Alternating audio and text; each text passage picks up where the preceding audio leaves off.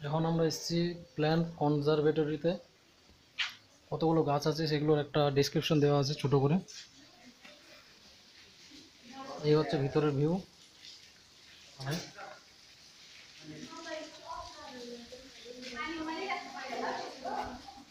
আসো তাড়াতাড়ি। আমি শীত প্রধান দেশে গেলে আমার ঠোঁট ফাটবেই, সেই জন্য আমার ঠোঁটটা এভাবে কালো হয়ে গেছে। এখন আমরা আছি গ্রিন হাউসের মধ্যে।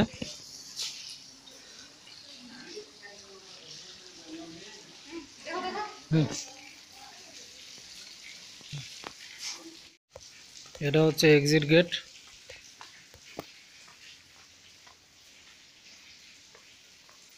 লেখা আছে ফুল তুলবে না।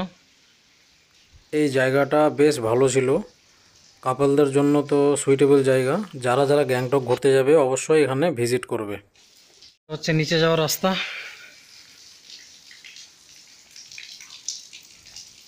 এখানে বিভিন্ন গাছের নাম লেখা রয়েছে।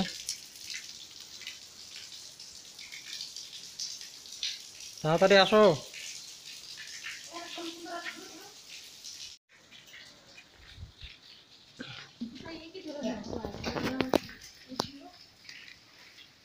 এটা হচ্ছে এক্সিট গেট।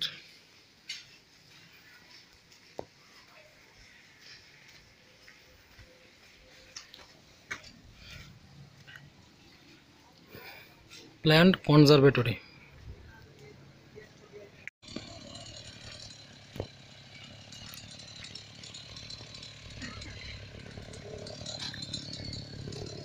এটা হচ্ছে গাছ কাটার যন্ত্র।